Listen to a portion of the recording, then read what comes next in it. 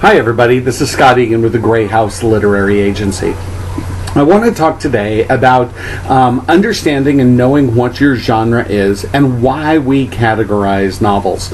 And I think today, especially in the climate of what the publishing world is like right now, and right now it's the summer of 2014, but with so many changes that are taking place in publishing, why we need to really categorize our novel and why we have to understand what that is. Now, I know that a lot of authors out there don't want to be categorized. They don't want to be put into a niche.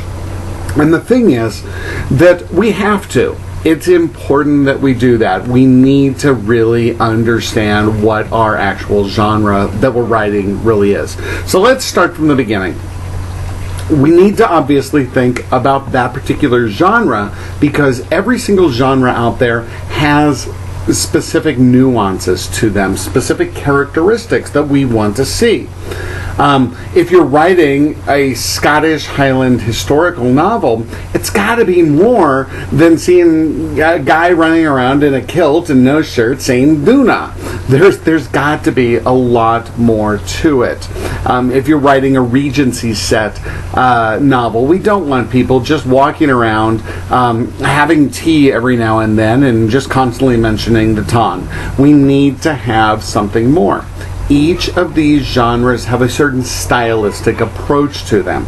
And this is not anything that's different or unique or strange. We do this with architecture. We do this with art. We do this with music. We do this with literature. So if I'm talking about, in particular, the naturalistic period of time of writing in American literature, it's got to meet certain characteristics. It wasn't just a page count or a word count or a time when this story was written. It's the stylistic voice that was happening in that particular genre. The same thing happens with our own writing. So once we understand what we're writing, then we're going to really take the time to learn and dissect and understand that piece of writing. Understanding exactly what those nuances are. Now, that's going to help out on a couple different levels. The first is certainly when you're marketing it to editors and agents. Okay? Gray House Literary Agency, for example, represents historical women's fiction. But if you don't understand what women's fiction is, and you don't understand that category of what a historical novel is, you're probably going to end up with a rejection letter, and you don't want that. I don't like writing them. You don't like receiving them. Okay? But the same thing holds true with the editors. Every single publisher out there has certain things that they're looking for. And when you submit a story to that editor or to that agent, it's got to get into the right hands. And only certain editors are responsible for, say, science fiction or whatever. And they spend their whole day studying this. All of their authors might be in like science fiction romance or mystery or something like that. They know it inside and out. And if you're trying to sell that product to that editor, or again to that agent, if you're not meeting those same nuances, it shows that you're probably not ready. Now we're going to take this a step further here, and this especially goes for and applies to those of you who might be approaching and studying the self-publishing model out there. You have to understand that at this present time, again, this is August of 2014, there are a ton of people out there publishing. There's a lot of people putting things out there digitally. We don't have the benefits anymore of the bookstores. Many of the bookshelves out there, the stores like Walmart and Target and Albertsons and Kmart, they just aren't giving the publishers the shelf space. It isn't that the publishers aren't putting their books out there. It's that they are not offering that shelf space anymore. So now you're leaving it up to your readers to attempt to find you. Now I want you to think about something here and do this as a real quick experiment.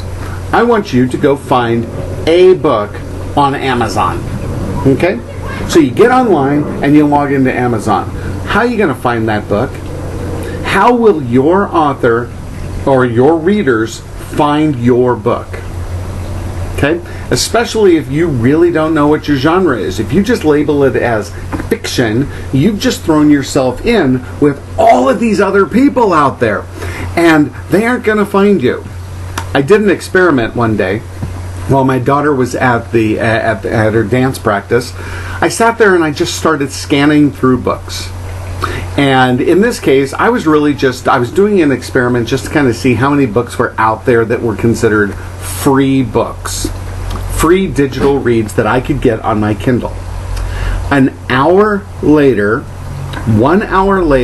I was 800 books in, and these were all just the free ones. That's 800 some odd books. And I had even narrowed the search down that said that I was just looking for romance novels.